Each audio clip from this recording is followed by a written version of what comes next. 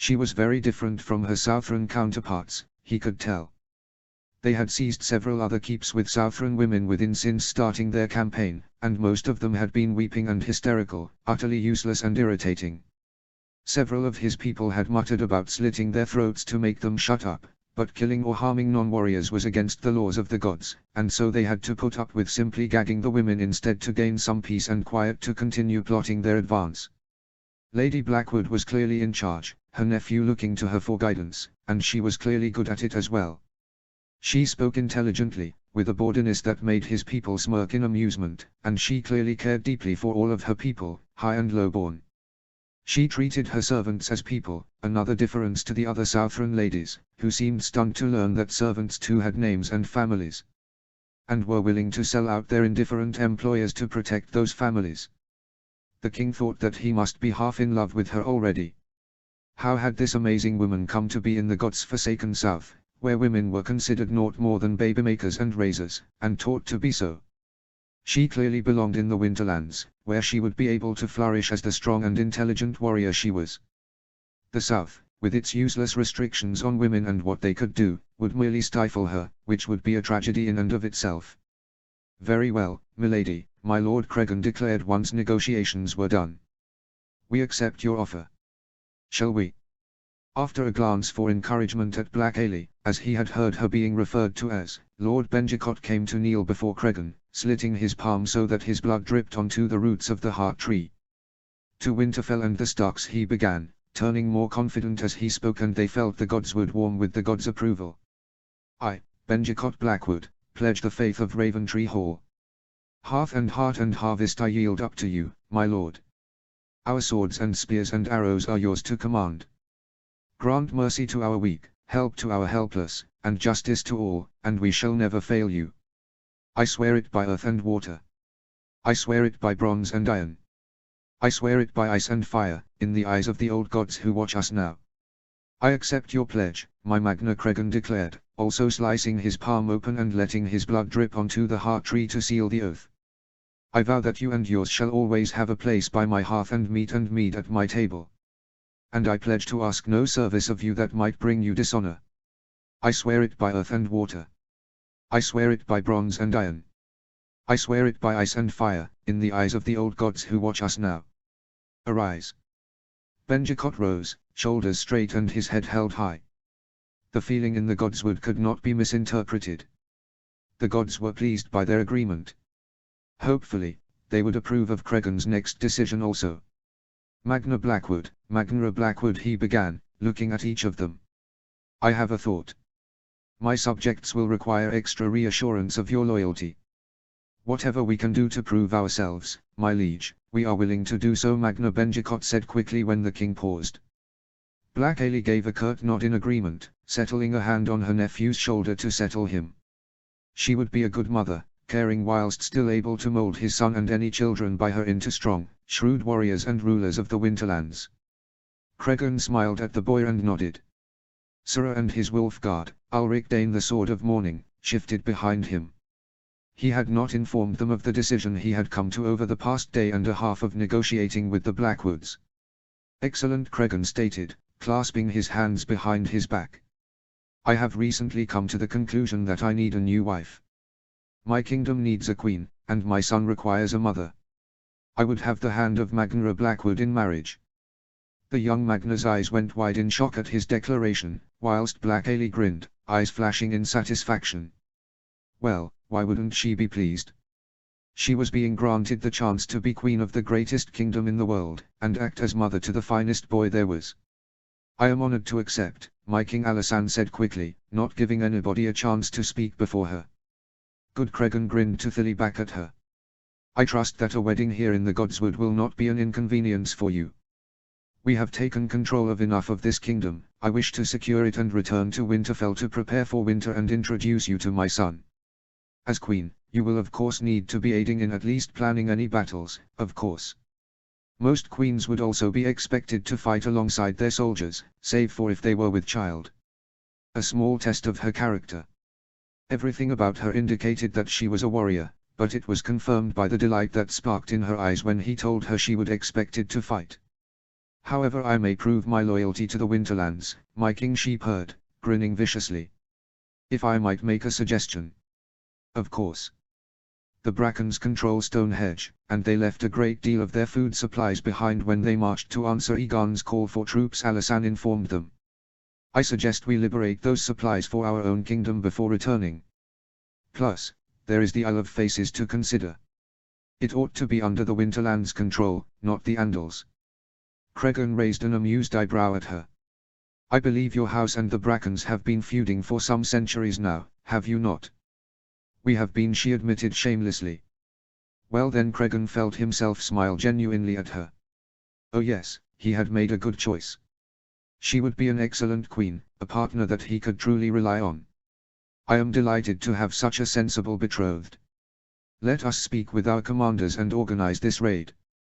He extended his arm to her, which she accepted, and they led the way out of the Godswood back to the small keep. Their companions followed, seemingly more than a little bemused as to what had just occurred. Cregan himself was warmed. Alysanne smelled comfortingly of wood smoke, not the awful flowery scent that most Southron ladies he'd met did. He liked the feel of her small, strong and scarred hand on his arm too. Chapter 8. In the Hands of the Gods, Old and New. Winterfell, 8th, March 303 AC. Sara. It was an intimidating sight for anybody to behold, Sara mused as she studied the crowd gathered in the great hall of Winterfell. The largest conclave in the gods only knew how long. Every house had sent a representative, even those from as far away as the Bay of Ice, who usually did not bother to attend in person. They were much too busy struggling to survive in their arid and white-besieged home to care for attending the regular conclaves. But when their liege had called, they had come. Just as always.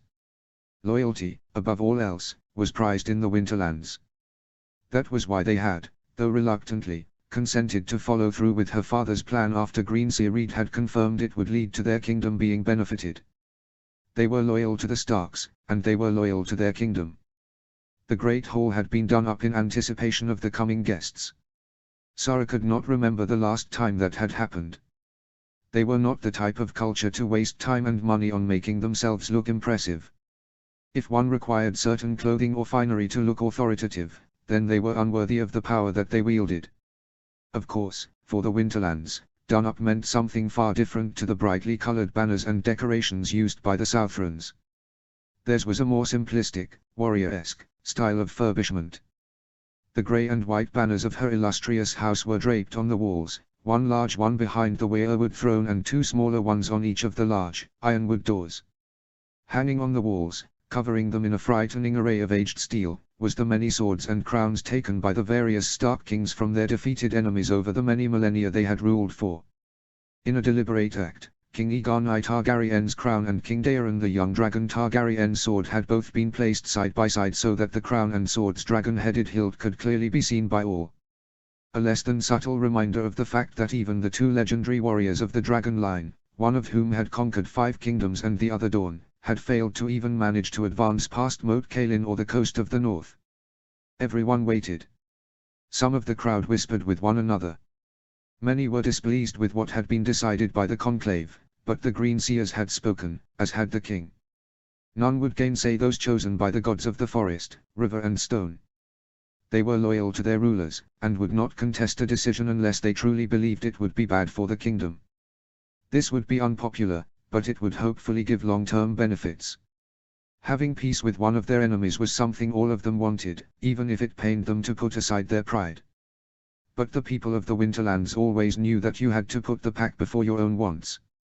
Sara wondered how the dragons managed to rule at all, when their vassals were eternally plotting to gain power. It seemed like such a lonely and dishonorable way for anybody to live. Sara glanced out of the corner of her eye at her parents. Her siblings were not there, the king and queen not wanting to risk all of their heirs in case one of the Southrons attacked. As such, the Starks were represented by King Eddard, Queen Ashera and Sara herself. The 3 most important members of the family, and dressed to impress. King Eddard was silent, a cold and aloof expression on his scarred and weathered face. Her father wore a grey tunic that reached his thighs with white edges over grey breeches. His best boots were laced up to his knees, and he wore a thick cloak that resembled a stark banner lined with fur over his shoulders, making him even broader than usual. His crown rested on his brow, a large celestial bronze coronet forged by Brandon the Builder. It had no jewels, but there were many runes for wisdom, protection, strength and other things carved into it. Ice, their family's ancient sword forged by the Builder for his son the Breaker to fight the Night King and unite the rest of the North, was resting in its sheath against the side of the throne. Celestial bronze was similar to Valyrian steel, in that it was sharper, stronger and far longer lasting than regular metals. But unlike Valyrian steel, the secret to its creation was not lost, though her family kept it closely guarded, and it was primarily for fighting the others. Queen Ashura had her hair done in a spearwife style, the top of her curls braided tightly in a series of plaits to the side of her head, letting you see her scalp, with the rest loose to her shoulders. Her own crown, a silver crown with small pearls in each of the points, rested atop her head. She wore a tunic-styled dress of white with grey on the belt and edges of it, and a silver necklace with a weirwood tree-shaped pendant hung around her neck. Her own expression was as neutral as her husband's, and she had a celestial bronze dagger on her hip, as did Sara. The blades were necessary, but they had sheathed them to show that they were not intending to fight unless in self-defense. Hopefully, Oberyn had recalled her telling him of that, and mentioned it to his group. She realized that she had thought of him as Oberyn, and quickly corrected herself. Prince Oberyn, the Red Viper of Dawn. Not Oberyn. Silence fell over the hall as the doors were opened to reveal the group they had been awaiting, and the herald stepped forward, speaking in the Old Tongue. Jarell Umber, a cousin to the current Magna, Great Jon Umber of Last Hearth, had been assigned to act as a translator for the Southrons, and Sara saw her whispering to them. Aegon VI Targaryen, King of the Six Kingdoms, his wife Queen Margaery, Queen Mother Elia, Prince Oberyn Martell of Dawn and Magna Oberyn, Nymeria and Tyen Sand of Dawn present themselves to his grace, King Eddard Stark of the Winterlands, the herald, a cheerful young lad by the name of Lonel Blackwood, announced loudly. It seemed to Sara that the tension as the group walked forward was so thick, not even ice itself would be able to cut through it. She bit back a surprised gasp when, upon reaching the dais and before anybody could begin to speak, Aegon the Crownless fell onto one knee before her father and mother and bowed his head. Even his own wife looked startled by the action, but the group hastened to copy their king and go onto their knees, a man whom had to be the queen's brother or cousin helping her get down on the floor in spite of her heavily swollen stomach. King Eddard the Dragon King began solemnly, looking at her father, who showed no emotion. I wish to give my sincerest apologies for all that has happened between our two peoples. 3 centuries ago, my ancestor and namesake made a claim that he had no right to, starting centuries of war between our people. This is a never-ending war that, I believe, has hampered both of our realms. The fault of the whole war is entirely ours, I acknowledge. 'Twas my house that began the war, and you whom defended yourselves and sought to avenge your lost warriors. Your people have ever acted honorably whilst warring with us, and I regret that we cannot genuinely claim the same thing. I would extend my deepest regrets for the actions of my people that led to so much death, and beseech you to tell me what I can do to gain forgiveness for my family's actions. Sara held her breath, as did everyone else, whilst the king narrowed his gaze at the dragon. Then, her father rose to his feet, strode down the steps of the dais and lifted Aegon to his feet. The North remembers, Eddard declared in accented Andai. All Winterlander nobles were taught Andai in the schoolroom, both due to concerns over the South and due to its commonality even in the free cities, so speaking it allowed everyone to understand his words, both their people and the Southrons. We do not forget, he went on. The crownless eyes flashed with anxiety that lightened to relieved hope as her father continued. But we do forgive. The goal of a ruler should always be to ensure the safety and prosperity of those the gods entrust to them, so I must not allow old feuds to dictate what I do in the present. We will work together, Aegon Targaryen, to build an alliance between our realms, and see that we prosper as allies, not stagnate as enemies. That is how you will gain forgiveness for the lives of those lost in this long war between us. My people laid down their lives to ensure the betterment of the Winterlands, and this will honor that sacrifice. Yes. Yes, the crownless breathed, relief flashing through his purple eyes as his shoulders slumped, tension easing out of them. The rest of his group also appeared relieved, his wife sighing in relief and smiling as she rubbed her belly,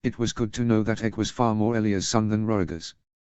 He was a good husband, treating Margaery with respect and kindness and taking her opinions and thoughts into account. He would be a wonderful king once he had regained the Iron Throne. Already he was making great strides, having met with the King of the Winterlands and hopefully begun laying the seeds for an alliance.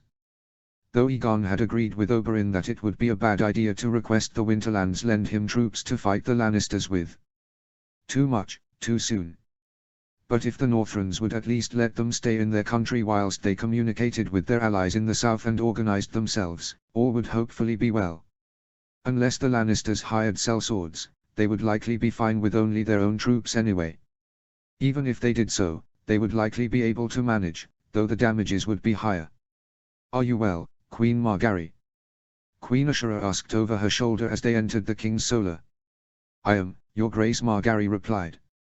"You know yourself, I am sure, the trials of a pregnancy. 'Tis naught more than that." "Oh, of course," Ashera nodded, her eyes glinting. They were almost Valyrian in color, but Oberyn was sure that it was merely a coincidence.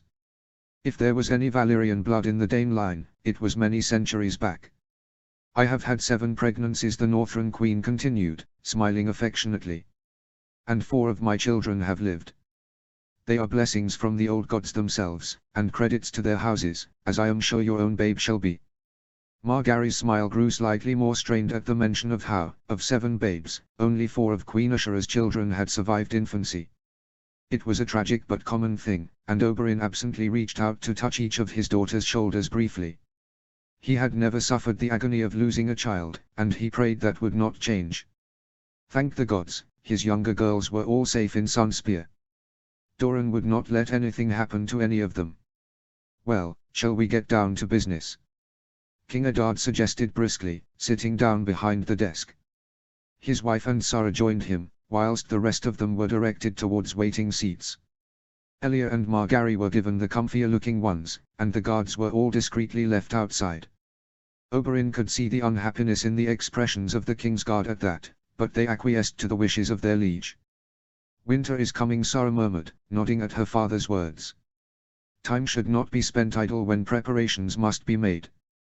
Indeed, Aegon sat up straight in his chair. "I wish to formally request asylum, King Eddard, for myself, my wife and the rest of my family and our retainers. If you will not grant us that, then I instead request that you be so gracious as to aid us in getting to Braavos."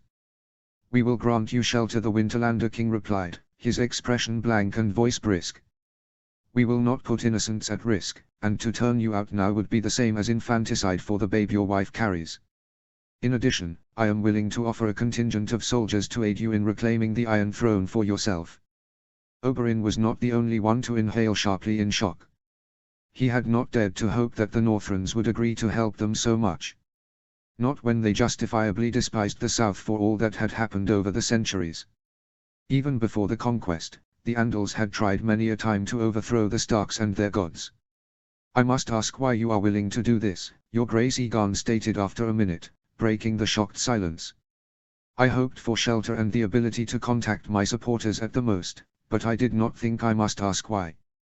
"For several reasons, King Aegon." It was Queen Ashera who spoke. She was obviously a partner to her husband, her throne placed at an equal height to him and with them regularly having silent conversations with one another through their eyes. "First of all, we have consulted with our greenseers and advisors." "Your brother." "Half-brother," Aegon corrected her quickly and automatically.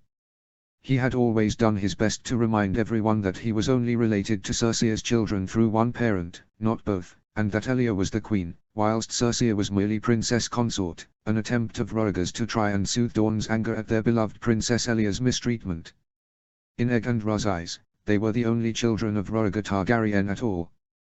To many, they were certainly his sole legitimate ones. "Bastard, half-brother, these are all Burner words." The Queen gave a shrug that made Elia and Margaery look shocked at the lack of ladylike manners, whilst his daughters grinned briefly. "We use them not. The gods have people born in a position and as a gender for a reason. We do not question them for that. But you wish to know why we will help you, yes? This is why. As I was saying, Aena Targaryen is a madman.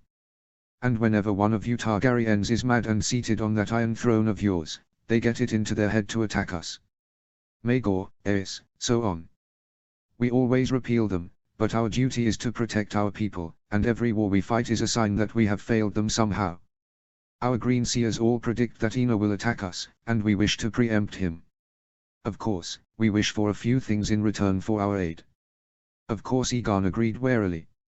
He adjusted his position, whilst they all prepared themselves. What is it you desire? First of all King Adad took up the reins of the conversation. You will sign a document swearing to give up all claims to the Weirwood throne and swear before our gods and yours that neither yourself nor your descendants will not to try to conquer us again. Expected and reasonable for everyone. Egon nodded whilst his counterpart continued. Secondly, we will make up an alliance, swearing eternal friendship and such. The usual. We will make up